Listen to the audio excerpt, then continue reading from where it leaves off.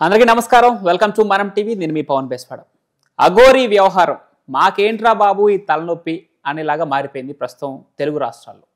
ఎందుకంటే తాను సనాతన ధర్మ పరిరక్షణ కోసం, దర్గాల పరిరక్షణ కోసం తెలుగు రాష్ట్రాల్లోకి ఎంటర్ అయ్యానని చెప్పడం ఒక ఎత్తు. ఆ తర్వాత పెళ్లిళ్ళు చేసుకోవటం, దిగంబరంగా తిరగటం, ఇదంతా చాలా చర్చనీయాంశం అవుతుంది.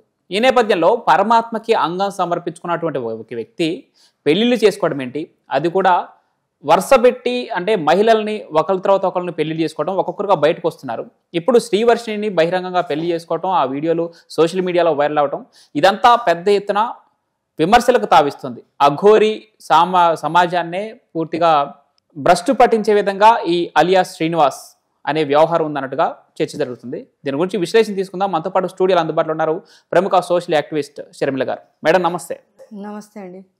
అసలు ఏంటి మేడం, మాకేంటి తలనొప్పి అనే విధంగా ఈ అఘోరీ వ్యవహారం పూర్తిగా మారిపోయింది. పరమాత్మకి అంగం సమర్పించుకున్నటువంటి ఒక వ్యక్తి పెళ్లిళ్ళు చేసుకోవటం ఏంటి, 23 ఏళ్ళ అమ్మాయిని పెళ్లి చేసుకోవటం సరే, తన వ్యక్తిగతంగా ఇష్టానుసారంగా వెళ్ళిపోయిందంట, అమ్మాయి ప్రకటించింది, అంతవరకు ఓకే. కానీ ఈ అఘోరీ వ్యవహారంలో ఎవరెవరి కోసం పూజలు చేశారని చెప్పేసి, మరొక మహిళని డబ్బులు తీసుకొని పెళ్లి చేసుకుంటారని శారీరకంగా వాడుకొని వదిలేసినట్టు ఒక బాధిత మహిళ రావడం జరిగింది.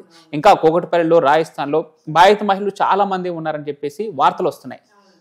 అసలు ఈ అఘోరీ వ్యవహారాన్ని ఎలా చూడాలి, ఈయనకి తగిన శిక్ష ఏంటి, మళ్ళీ ఫ్యూచర్లో ఏ బాధిత మహిళ కూడా ఇలాంటి వాటికి గురి కాకుండా తీసుకోవాల్సిన చర్యలు ఏంటి? ఇప్పుడు నేను కూడా ఫస్ట్ నుంచి చూసుకుంటూ వచ్చాను.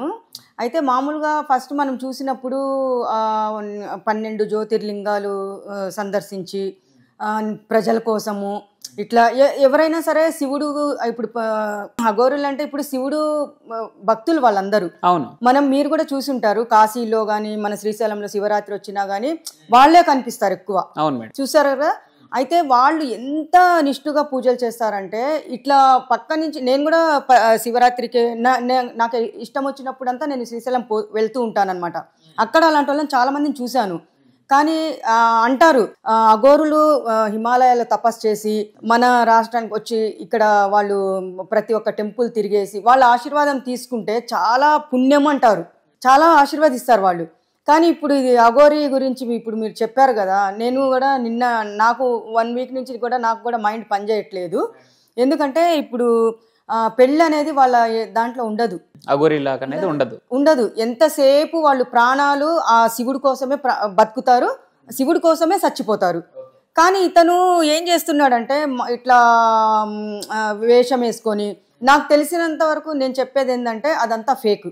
ఓకే, ఇదంతా ఏంటంటే ఫేమస్ అవ్వడం కోసం ఫస్ట్. ఇంకోటి ఏంటంటే అతనికి ఆడపిల్లల పిచ్చి ఉంది. మొన్న రాధిక అనే అమ్మాయి బయటకు వచ్చింది. ఆ అమ్మాయి దగ్గర అన్ని ప్రూఫ్స్ ఉన్నాయి, మనం కూడా చూసాము. ఆ ఆడియో కూడా రిలీజ్ చేసింది. కొంచెం ఇదిగా మాట్లాడుతున్నాడు. ఆ మాటలు అనేది ఐ లవ్ యూ రాధి, నువ్వు లేకుంటే నేను ఉండలేను. చిన్న సందేహం వెంటాడుతుంది ఏంటంటే, అతనికి అడిక్ట్ అయ్యే వాళ్ళు కూడా మొత్తం మహిళలే ఉన్నారు. ఆయనేమో ఒక ట్రాన్స్జెండర్ గా మారిపోయాడు. కానీ ఏం చూసి అంటే ఒక శారీరకంగా కూడా తను వైవాహిక బంధానికి పనికొచ్చే వ్యక్తి అయితే కాదు. ఏం చూసి అడిక్ట్ అవుతున్నారు మహిళలు, ఎందుకు ఇలా ఆయనతో పాటు వెళ్ళిపోవడం జరుగుతుంది? ఇప్పుడు ఆయన ఏదన్నా వాళ్ళకి నాకేంటంటే అనుమానము, వాళ్ళకి ఏదన్నా కొంతమంది చేతబడులు అది అని చెప్తుంటారు, మందు పెట్టడము, వాళ్ళ వశం చేసుకుంటారు అని చెప్పేసి అంటున్నారు. కానీ అతన్ని చూస్తే ఏంటంటే ఒక భయంకరమైన మనిషే. ఓకే, ఆ అమ్మాయే కాదు, ఈ అమ్మాయి కూడా తల్లిదండ్రులను చాలా బాధ పెడుతుంది. అన్నని కానీ వాళ్ళ అమ్మని కానీ వాళ్ళు రాత్రి పగలు మా అమ్మాయికి ఏమవుతుందా, మా అమ్మాయి జీవితం ఏంది, లాస్ట్కి ఏదన్నా రోడ్డు పాలు చేసేస్తే ఇట్లా ఏంటి పరిస్థితి అని వాళ్ళు ఏడుస్తున్నారు. కానీ ఈ అమ్మాయి డిగ్రీ చదివింది, మంచి చదువు చదివింది. అమ్మాయి కొంచెమన్నా సెన్స్ ఉందా? ఉండదు కదా, అది కూడా లేదు కదా.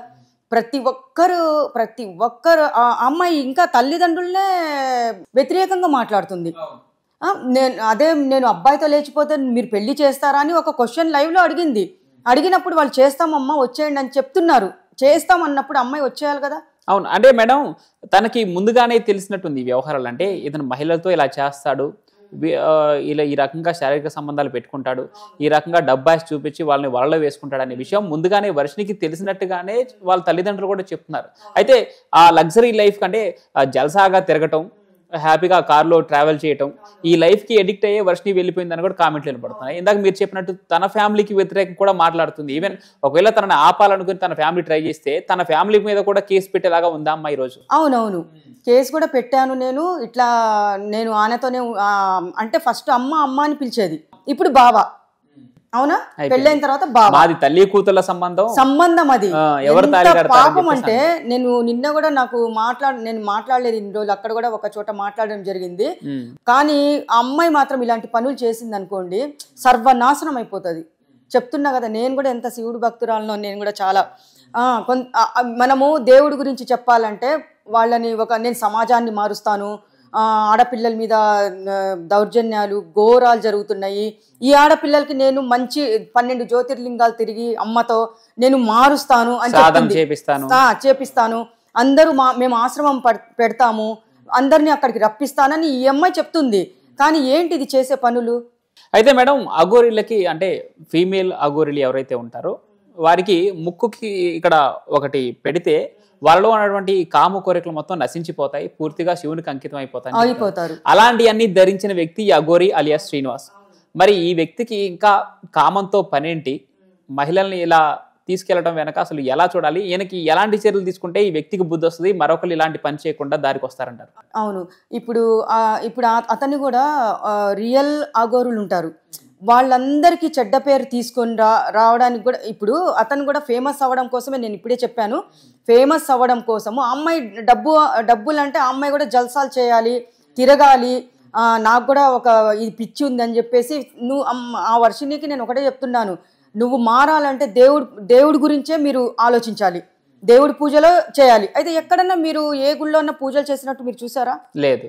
ఓన్లీ కార్లోనే వాళ్ళు లైవ్ ఇస్తున్నారు కూర్చొని, మిగతా టైంలో ఎక్కడ ఉంటున్నారో కూడా ఎవరికి తెలియదు.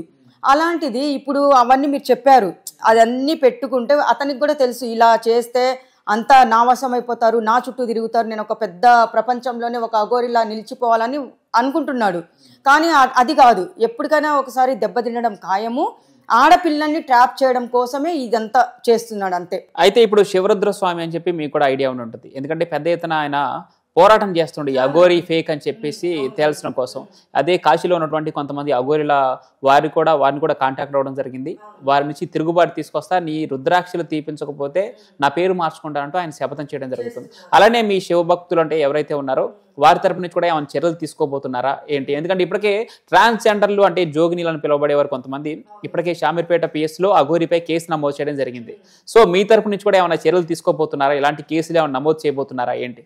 ఇప్పుడు మేమందరం నేను కూడా అదే చెప్తున్నాను, ఇంకా మేము కూడా అందరం కలిసి కేసు పెట్టేసి ఇక్కడికి పులిస్ స్టాప్ పెట్టేయాలి. పులిస్ స్టాప్ పెట్టకుండా ఉన్నామనుకోండి, ఇంకా ఎంతమంది, ఇప్పుడు రాధిక అయిపోయింది, ఇప్పుడు శ్రీవర్షిని, ఇంకా ఎవరెవరు ఉన్నారో మనకు తెలియదు. ఇంకా బాధిత మహిళలు వచ్చే లిస్ట్ ఇంకా ఉన్నారు, చాలా మంది ఉన్నారు, ఒక్కొక్కరు వస్తారు. మొన్న రీసెంట్గా కర్ణాటక ఆయన శివానంద్, ఆయన పేరు ఏదో తెలియదు, 108 years ఆయనకి, ఆయన వీడియో ఒకటి చూసా నేను. అస్సలు మాకు ఆయన అట్లా చేస్తుంటే, అఘోరి అట్లా చేస్తుంటే మాకే సిగ్గేస్తుంది అని చెప్తున్నారు ఆయన. ఇంత దారుణంగా ఎవ్వరూ ఇట్లా చేయరు, అఘోరులు అంటే ఎట్లుంటారు అని చెప్పేసి ప్రతి ఒక్కరు చెప్తున్నారు. కానీ ఇతను చేయడం మాత్రము, ఇలా చేయడం తప్పు. కానీ మేము కూడా కేసు పెట్టాలనే చూస్తున్నాము. ఇక ఫైనల్ గా ఒక మహిళగా ఇప్పుడు ఆ భవిష్యత్తు నాశనం చేసుకున్నటువంటి ఆ 23 ఏళ్ల వర్షినికి ఏం చెప్తారు? ఇప్పుడు ఈ అమ్మాయికి కూడా నేను ఒకటే చెప్తున్నానమ్మా, ఏంటంటే ఇప్పుడు నువ్వు దయచేసి ఉండకు. ఇంకోటి ఏంటంటే, సపోజు ఇప్పుడే తీసుకొని వెళ్ళాడు, ఇంకా ఏమేమి చేస్తాడో తెలియదు, ఇంకా శక్తులు ఉన్నాయి, ఏమేమో ఉన్నాయని ప్రచారం చేసుకుంటున్నాడు. ఇంకోటి నా కళ్ళలో దేవుడు వచ్చేసి ఒక అమ్మాయిని, పలానా అమ్మాయిని నాకు బలి ఇస్తే నాకు శక్తులన్నీ ప్రసాదిస్తాడని దేవుడు చెప్తున్నాడు అని ఆ అమ్మాయిని రాత్రి ఎక్కడన్నా బలి ఇస్తే ఏం చేస్తుంది అమ్మాయి చెప్పండి? ఇప్పుడు ఇద్దరు ఫోన్లు స్విచ్ ఆఫ్ వస్తున్నాయని చెప్పేసి సమాచారం వస్తుంది, మరి ఏం చేశాడు అనేది ఇంకా తెలీదు. ఇంకోటి నేనేం చెప్తున్నానంటే, ఆ అమ్మాయి దయచేసి తల్లిదండ్రుల్ని, నేను తండ్రి ఎంత లోపల కుమిలిపోతున్నాడో బయట పడరు, కానీ తల్లి కన్నీళ్లు మాత్రం అమ్మాయికి ఉసురుగా తగులుతుంది, శాపంగా తగులుతుంది. ఒక్కొక్క కన్నీటి బొట్టు, ఆడపిల్ల ఏ తల్లి శాపాలు పెట్టదు, కానీ కన్నీళ్లు మాత్రమే పెట్టుకుంటుంది. చెప్తాం కదా, తల్లిదండ్రులు ఏడిపిస్తే పిల్లలు ఇట్లా అయిపోతారని చెప్పేసి మీరు కూడా చూస్తూ ఉంటారు. కాకపోతే ఇలా చేయకూడదు అంటున్నా. వీళ్ళు స్విచ్ ఆఫ్ చేసుకున్నారంటే మళ్ళీ ఇంకా వీళ్ళ మీద ప్రెషర్ చాలా ఉంటుంది. కానీ అతన్ని మాత్రము అరెస్ట్ చేయాలి. Okay madam. ఇంకోటి ఏంటంటే బిగ్ బాస్ హౌస్లో కూడా ఛాన్స్ వస్తుంది అని చెప్పి అనుకుంటున్నారు. కానీ బిగ్ బాస్ హౌస్లో కానీ నాగార్జున గారు కానీ, ఇప్పుడు నాగార్జున గారు రారు, బాలకృష్ణ గారు వస్తారు సీజన్ తర్వాత. అయితే బాలకృష్ణ గారికి కూడా నేను ఒకటే చెప్తున్నాను, మీరైతే ఆ బిగ్ బాస్ హౌస్లో మాత్రము ఎంట్రీ ఇవ్వకండి. ఎందుకంటే ఇంకా అక్కడ అందమైన ఆడపిల్లలు వస్తారు. ఆ అందమైన బిగ్ బాస్ అయిపోయే వరకు ఆడపిల్లల్ని కూడా అతను తీసుకొని వెళ్ళిపోతాడు. అదే మాయ చేసి అంటున్నాను. టోటల్గా నేను ఒకటే చెప్తున్నాను, ఇప్పటికీ ఇతన్ని అరెస్ట్ చేయండి, దయచేసి అరెస్ట్ చేసి అమ్మాయిని వాళ్ళ తల్లిదండ్రులకు అప్పచెప్పండి ఫస్ట్ ఆఫ్ ఆల్. ఇంకోటి ఏంటంటే అమ్మాయి జీవితం నాశనం చేసుకోకూడదు. ఎందుకంటే ఆడపిల్లలకి మంచి మెసేజ్ ఇవ్వట్లేదు. మంచి మెసేజ్ ఇస్తానంటుంది కానీ ఇవ్వట్లేదు. దయచేసి నేను ఒక్కటే కోరుకుంటున్నాను, అతన్ని అరెస్ట్ చేసి అతను ఆధీనంలో తీసుకొని సరైన బుద్ధి గుణపాఠం నేర్పించండి. లేదంటే మేమందరం ఇట్లా చేయకుంటే మేమందరం మహిళలం అందరం కలిసి మేము కూడా ఒక కేసు పెడతాం. ఓకే, అంతే. కేసు పెట్టేసి బుక్ చేస్తాము. మా పరంగా మేము కూడా ముందుకెళ్తాం అంతే. Right. Thank you so much madam. Thank you అండి.